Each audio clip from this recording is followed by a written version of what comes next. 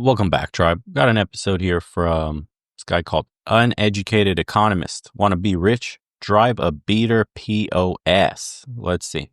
Good afternoon, everybody. Uneducated economist here. So I thought I'd read you guys this email and give you my response to it because I thought it was a pretty good email that a lot of us should probably be thinking about.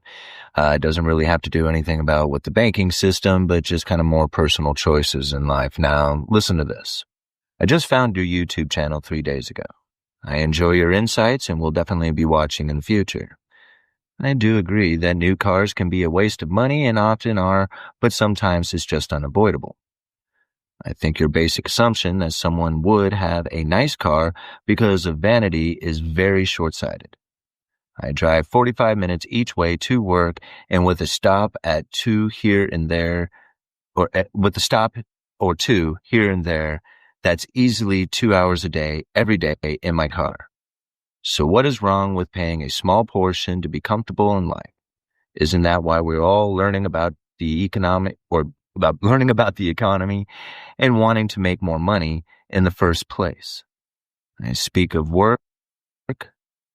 Many people cannot use the car breakdown excuse more than once or twice in a lifetime at their employer, and it would just be too risky driving a beater all the time.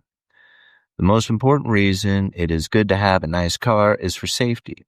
Imagine your wife is driving home with your 3 kids late night on a weekend from softball tournament.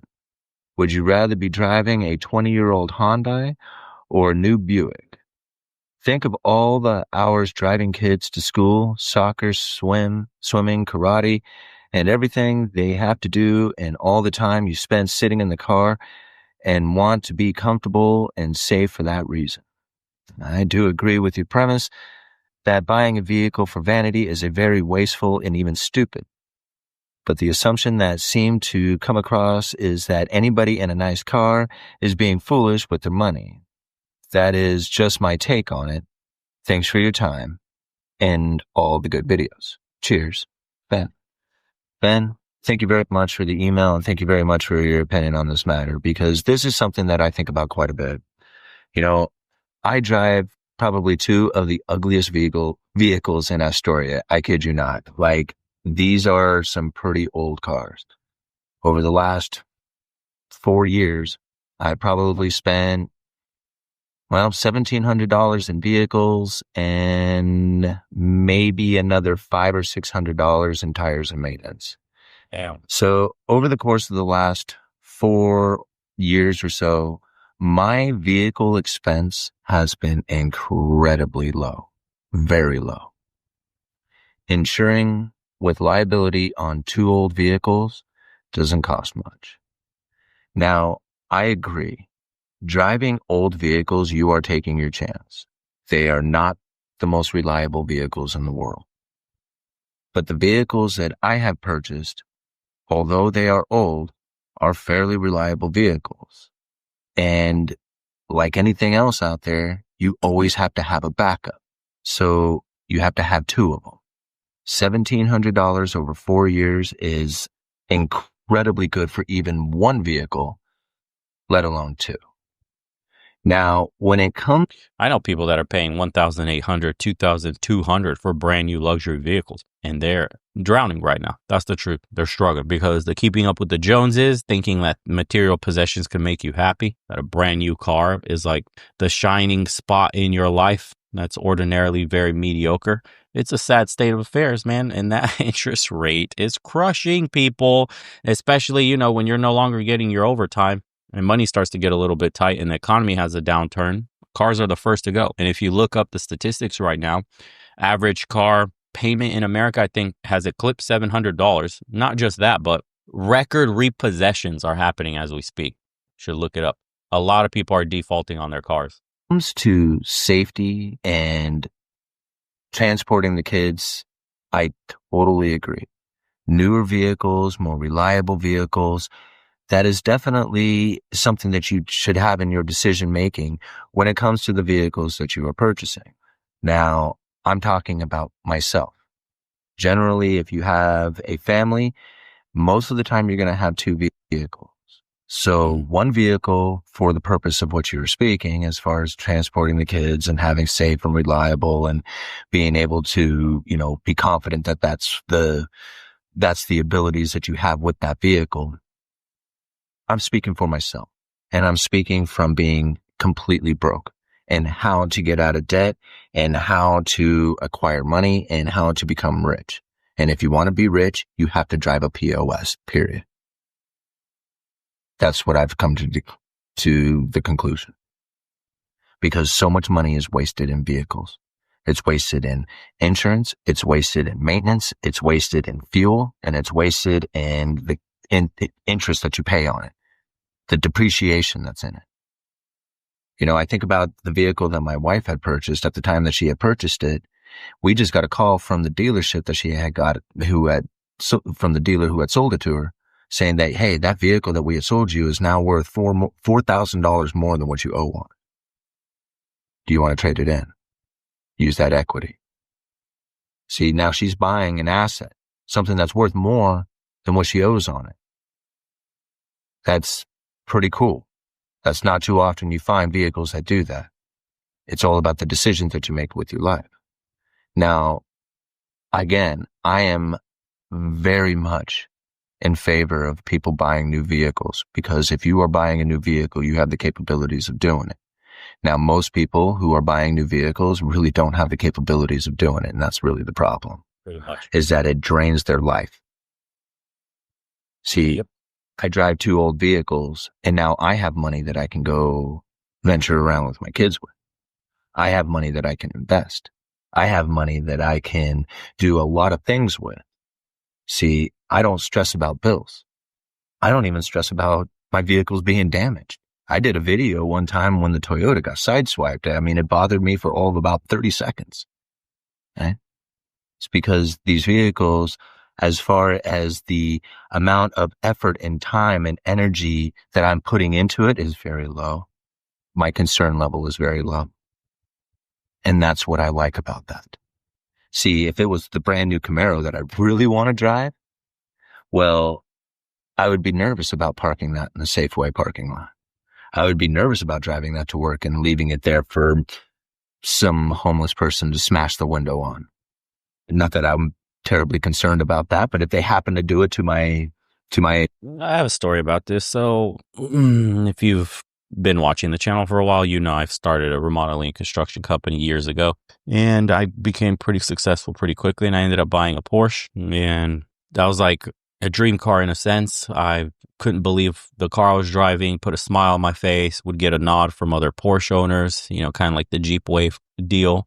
And it was exciting for all about 2 months. 2 months until it felt like any other steel box with 4 wheels. You just get in, drive to the place. Oh, it's really loud. Oh, it turns heads. Oh, it looks really sleek and all black with, huge rims and racing exhaust. And wow, that's cool. You're young. You're in a good car. But it lost its appeal quickly. Started collecting dust, had people that were jealous scratch it, like he said, in a Safeway parking. I think I went to the gym and had a huge key scratch on the side of the car. Somebody just keyed it straight across or on the hood. I can't even remember. And I didn't even care. I didn't care because at the end of the day, when I got in that car, what really mattered was the representation that I finally made it to the level where I could afford this. That's actually what mattered. The car itself was irrelevant. You could have had any other sports car there. I would have had the same feel. It's because it was something that was out of reach that no longer was, and that's what made it exciting. That's really it. And I think most people get this feeling when they get into their brand new cars that they spend a lot of money on. It's exciting. Like everything else, you get accustomed. And then you start to get a bit of buyer's remorse. Like, was it even necessary? Was it worthy financially to buy this car? The answer is probably not at all, to be honest. It was a complete waste of money.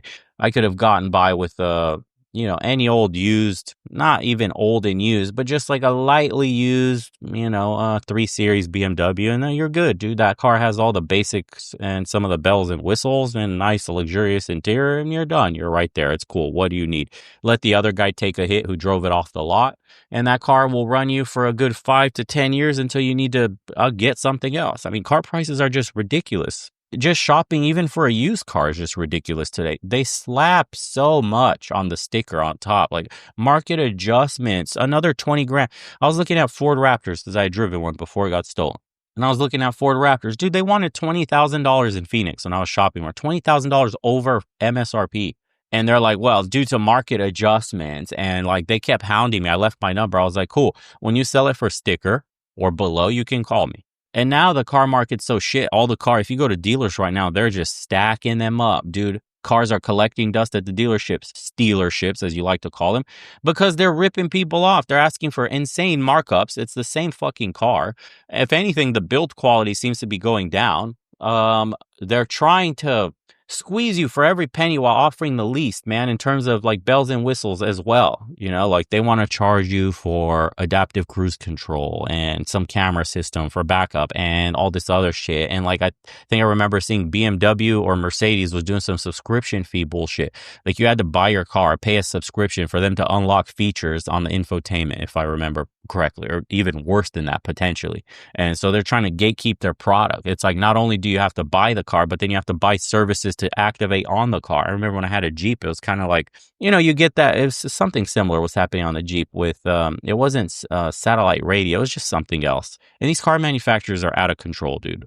First of all, most people would like a car that's pretty much bare bones. Just give me something decent, like one of those kit trucks, you know, or you see those cheap EVs China's producing. Like if they're able to do it, why can't we? Why are American manufacturers raking us over the coals for every single penny and not providing anything of value? Like how many recalls have there been on a bunch of these vehicles? And then gas prices, they fluctuate, dude. And a lot of these are guzzlers. So yeah, there's a massive downturn in the market. People just don't have the money anyway. So it makes sense to go get a beater. It always makes sense. You know, my first car was? My first car in high school was an Infiniti J30, I think 1991. My dad spent, I don't even think it was $900. $900, we'll just say that. And he had to change the transmission out, if I remember correctly. And I swear to you, not even like probably a month of driving it, the tranny blew out again. And we fixed it. Got another transmission from a junkyard. And the car ran ever since then. It was perfect until we sold it. A J30. Bro, that car looks ugly as shit if you look up like a 1991 Infiniti J30. They're ugly. But to me at the time, I was like, oh my God. And this is all you really need. But there's kids, and I, especially straight out of high school, I had friends that went into the military and shit. The stereotype of the Camaro on like 30% APR is so true. The very first thing these guys do, a lot of young guys, even my manager at my old job, dude, they had a car that was just like he had what was it? It was like the equivalent of a 350Z for Infiniti. I can't remember what it's called. G35s, I think. And that car back then, brand new, spent a pretty penny on that car, was his beauty, loved it, absolutely. And it was like his most, or I should say his highest worth asset. And that's shit to say. If your most valuable asset is a car, oh my Lord, you are in the wrong state of mind. And again, it's all relative to how much you're earning. Of course, if you make well over $100,000, you could afford a much better car.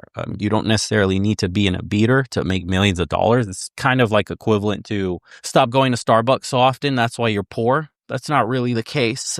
You don't become a millionaire by saving money. You become a millionaire by having more avenues of income. That's the truth that millionaires don't tell you.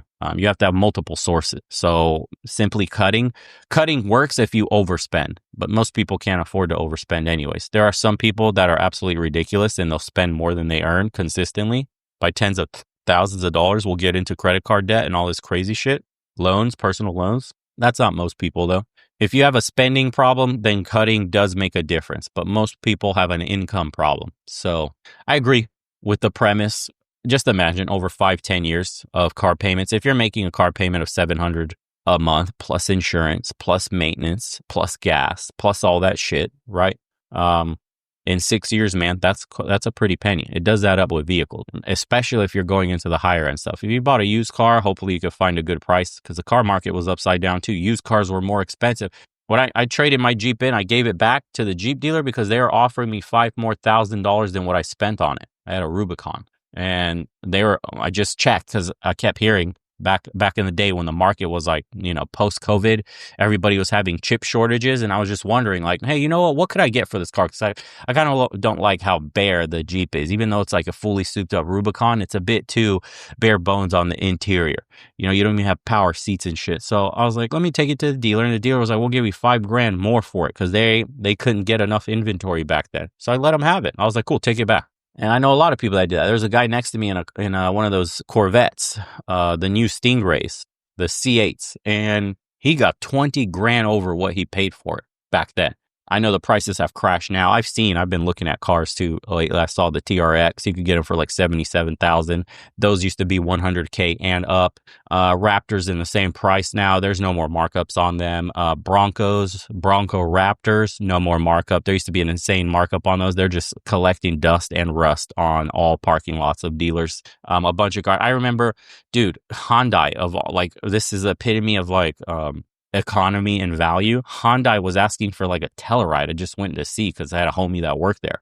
They were asking 10,000 over. Like a Telluride was, I don't even know. I think out the door you were looking near $80,000. The fuck, dude? Who's paying $80,000 for a Hyundai? It's shit like this that leaves a sour taste in most people's mouths. So they'll remember when they go to the dealer. Yep. Anyways, if you guys want to see the rest of his video, links will be in the description below. This dude said, my car is 20 years old and never let me down. I'm financially free in retirement. Anyways, boys, take care of yourselves. Don't spend money on frivolous shit, especially in this economy, because we don't know where we'll be in a couple of years. Everything's pointing down. Housing market, cars, massive repos, bankruptcies, all that shit is looming. And, it remains to be seen. That's why gold is creeping up higher and higher, as usual. Take care.